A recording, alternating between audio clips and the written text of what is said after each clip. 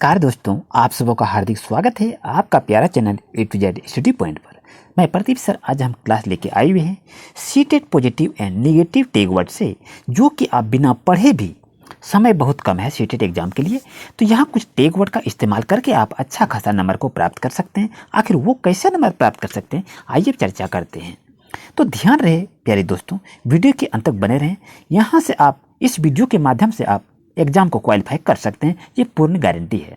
तो चलिए देखते हैं, क्वेश्चन की शुरुआत करते हैं। पहले एमसीक्यू क्वेश्चन से नहीं, पहले हम कुछ मेथड को यूज करेंगे और वो है कि मानवीकृत। प्यारे दोस्तों देखिए, यदि आपके पास मानवीकृत परीक्षण यदि रहे तो ये आपका क्या होता है, नेगेटिव टैग वर्ड होता है। उसको काट दीजिएगा बिना कहे, याद रखिएगा इस सब चीज़ को। उसके बाद चलते हैं नेक्स्ट टॉपिक पर। नेक्स्ट टॉपिक में क्या कहता है, वेतन और अभ्यास। यदि आपके पास वेतन और अभ्यास किसी भी ऑप्शन में रहे तो वो नेगेटिव वर्ड होता है, उसको हमेशा से काट दीजिएगा, याद रखिएगा। हम ऑप्शन में पॉजिटिव और नेगेटिव वर्ड को कैसे हम ढूंढेंगे उसके बारे में हम चर्चा कर रहे हैं। तो ये यदि इसे मानवीकृत परीक्षण रहे, वेतन और अभ्यास रहे, तो ये आपका क्या है, ये नेगेटिव वर्ड है। इसे जरूर एक नज़र से याद रखें। प्यारे दोस्तों, यदि आपके पास व्यक्ति भिन्नता में समानता रहे, ये भी आपका नेगेटिव वर्ड होता है। यदि आपका भैया प्रेरणा रहे, ये भी आपका नेगेटिव वर्ड होता है। दोस्तों यदि ऑप्शन में आपका लालच रहे तो ये भी आपका नेगेटिव वर्ड होता है, इस चीज़ को याद रखें। और यदि आपके ऑप्शन में दो विद्यार्थी में तुलना करना रहे तो प्यारे दोस्तों वो भी आपका नेगेटिव वर्ड होता है, याद रखिएगा। क्योंकि हम विद्यार्थियों से हम तुलना नहीं कर सकते हैं, ये हमेशा एक गलत धारणा है। और यदि ऑप्शन में आपका दो विद्यार्थियों से तुलना किया जा रहा है तो वो आपके लिए दोस्तों नेगेटिव वर्ड होगा, उसे जरूर याद रखें। हम इस क्लास में हम नेगेटिव और पॉजिटिव टैग वर्ड के बारे में अध्ययन करेंगे, जो कि आप इस चीज़ को आप याद रखते हैं तो आप अच्छा खासा नंबर को प्राप्त कर सकते हैं। अगर उसके पास सिर्फ अंक लाने के लिए पढ़ना है, यदि ऐसा ऑप्शन रहे तो ये भी आपका नेगेटिव है, इस चीज़ को आप याद रखें। अगर आपके पास व्याख्यान विधि का आप प्रयोग कर रहे हैं तो वो आपका नेगेटिव वर्ड होता है दोस्तों, इस चीज़ को जरूर याद रखें। जिस भी ऑप्शन में व्याख्यान विधि रहे उसको हमेशा काट दीजिएगा।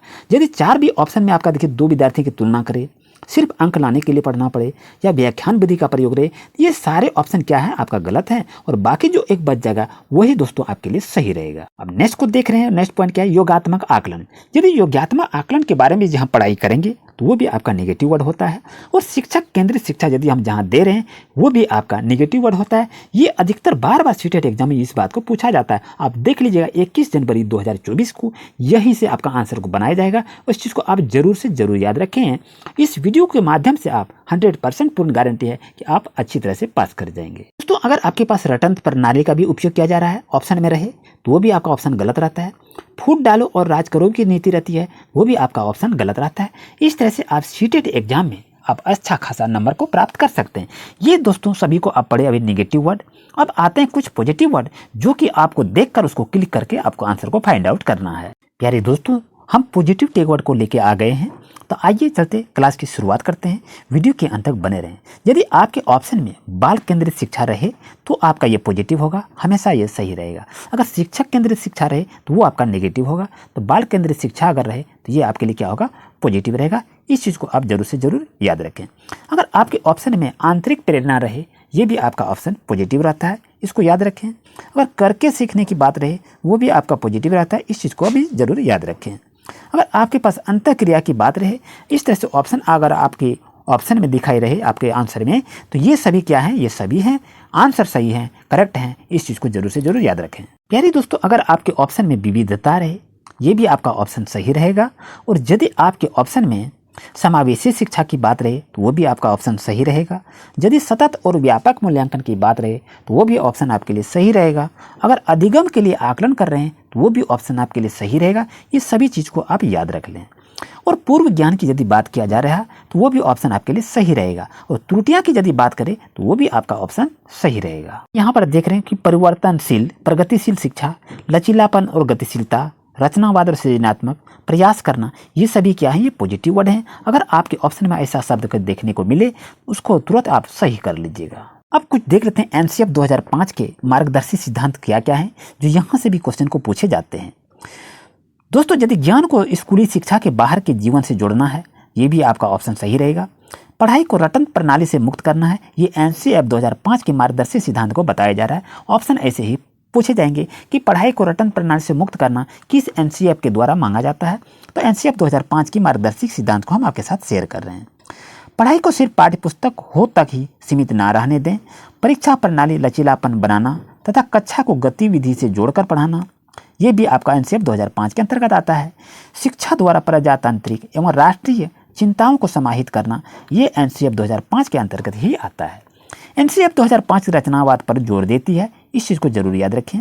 और एनसीएफ 2005 बिना बोझ की शिक्षा देने का वादा करता है। आपसे क्वेश्चन पूछा जाएगा कि एनसीएफ 2005 बिना बोझ की शिक्षा देने का वादा करता है, ये किस एनसीएफ के तहत आता है? वहाँ ऑप्शन रहेगा एनसीएफ 2005, एनसीएफ 2010, एनसीएफ 2020, ऐसा रहेगा। तो ऑप्शन आपको चुनना है एनसीएफ 2005। एनसीएफ 2005 मोटी मोटी पुस्तकों को शिक्षा को असफलता माना है। यानी आपसे यहाँ पूछा जाएगा कि मोटी मोटी पुस्तकों को शिक्षा को असफलता मनाया किस एनसीएफ के द्वारा? तो एनसीएफ 2005 के द्वारा मोटी मोटी पुस्तकों को शिक्षा को असफलता माना गया है। अगर यहाँ से हम बात करें तो एनसीएफ 2005 के अनुसार कक्षा में पसरा हुआ सन्नाटा अधिगम का सूचक नहीं है, ये आपसे कहा गया है। इस चीज़ को आप जरूर याद रखें। अगर डंडे के डर से व्यवस्था स्थापित हो सकती है पर वह अनुशासन नहीं बना सकता है, ये एनसीएफ 2005 कहती है। पिछले कुछ वर्षों में स्कूल के बस्ते का वजन तो बढ़ा है पर गुणवत्ता शिक्षा में नहीं बढ़ा है, ये एनसीएफ 2005 कहती है। अधिगम स्वभाव से सक्रिय और सामाजिक हैं। बाल केंद्रित शिक्षा शास्त्र का अर्थ बच्चों की आवाज़ है एवं उनके अनुभवों को वरीयता देना ही एनसीएफ 2005 की कहा गया है। एनसीएफ 2005 लिंग पूर्वाग्रह का विरोध करता है तथा बालक बालिकाओं को विपरीत भूमिकाओं में रखने पर जोर देता है। इस चीज़ को याद रखें। ये सभी एनसीएफ 2005 के मुख्य टॉपिक मार्गदर्शिका सिद्धांत को सीख रहे हैं। अधिगम एक अंतःक्रियात्मक प्रक्रिया है तथा इसमें वयस्कों के साथ काम करना, सहपाठियों के साथ विचार विमर्श करना आदि अत्यंत लाभदायक है। तो एनसीएफ 2005 को जरूर इस दृष्टि से याद रखें। शिक्षक एक मार्गदर्शक, सुविधा प्रदाता, शुभमकर्ता और उत्प्रेरक हैं जो विद्यार्थियों को ज्ञान सृजन के लिए प्रोत्साहित करता है। तो ये सब टॉपिक को आप याद कर लेते हैं तो आप कन्फर्म हैं कि आप सीटेट एग्जाम क्वालिफाई कर जाएंगे। अगर यहाँ एनसीएफ 2005 विवेचनात्मक शिक्षा शास्त्र पर जोर देता है, क्योंकि विवेचनात्मक शिक्षा शास्त्र राजनीतिक, सामाजिक, आर्थिक पहलुओं पर आलोचना के दृष्टिकोण को विकसित करता है। ज्ञान कोई तैयार माल नहीं है, ये कौन कहता है? ये एनसीएफ 2005 कहती है। इस चीज़ को याद रखें। ज्ञान प्राप्त नहीं होता है, ज्ञान की रचना की जाती है। और बच्चा कोई कोरी पट्टियाँ नहीं है, वह कई अनुभवों के साथ स्कूल में प्रवेश करता है। ये सभी एनसीएफ 2005 की गतिविधि के आधारित आई जाती है। सिखाने और सीखने में स्थानीय ज्ञान व सामाजिक परिवेश को महत्वपूर्ण माना गया है, ये एनसीएफ 2005 कहती है। बच्चों को प्रश्न पूछने के लिए प्रोत्साहित किया जाना चाहिए। एनसीएफ 2005 में 4 क्षेत्रों में विशेष ध्यान आकर्षित किया जाना चाहिए: कला, शिक्षा कार्य, शिक्षा, स्वास्थ्य एवं शारीरिक शिक्षा तथा शांति शिक्षा। ये सभी एनसीएफ 2005 के तहत 4 क्षेत्र आते हैं। यहाँ से भी आपके क्वेश्चन एग्जाम में पूछे जाएंगे। एनसीएफ 2005 के 5 दस्तावेजों में भाषा के लिए द्विभाषिता तथा बहुभाषिता का समर्थन करती है। तो इस चीज़ को याद रखें। बच्चे स्कूल जीवन की शुरुआत के पहले से ही भाषा की जटिलता एवं नियमों को आत्मसात करने की क्षमता को वो रखते हैं। अब यहाँ पर एक क्वेश्चन को देख रहे हैं कि बच्चों के बारे में निम्नलिखित कथनों में से किस कथन ने वाइगोत्स्की सहमत होते हैं?